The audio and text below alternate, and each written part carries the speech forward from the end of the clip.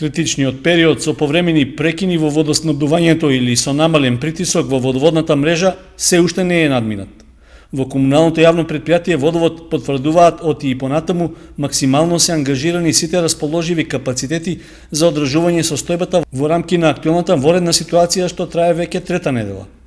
И понатаму се испорачуваат под над 200 литри вода во секунда, што условува дневно да се трошат повеќе од 16.000 метри кубни.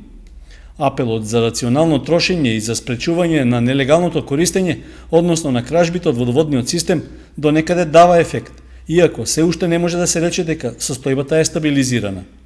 Од комуналното предпријатие велат дека сепак се подобрило нивото на одговорност кај граѓаните, особено после контролите на комисијата што заеднички беше формирана со инспектори од локалната самоуправа.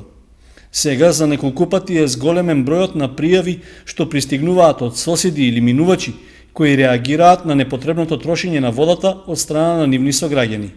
Исто така, од Водовод велат дека при крај е процедурата со која за неколку дена ќе можат да поднесуваат и соодветни пријави до судовите против прекршителите на Законот за водоснабдување и одведување на отпадните води.